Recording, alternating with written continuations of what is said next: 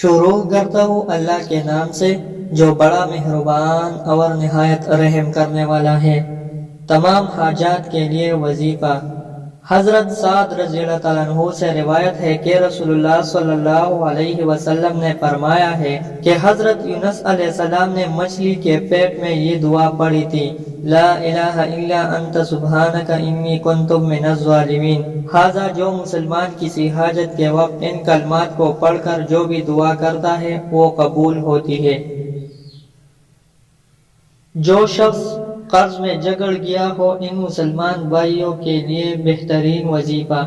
جو شخص قرض میں جگڑ گیا ہو اور قرض اتارنا مشکل ہو گیا ہو، اس کے لیے باوضو روزانہ 40 بار سورۃ النصر، اذا جاء نصر اللہ والفتح، ورأیت الناس يدخلون فی دین اللہ افواجا، فسبح بحمد ربک واستغفرہ انہ کان توابا، اول و آخر 11 بار درود شریف پڑھے، انشاءاللہ جلد ہی قرض سے نجات مل جائے گی۔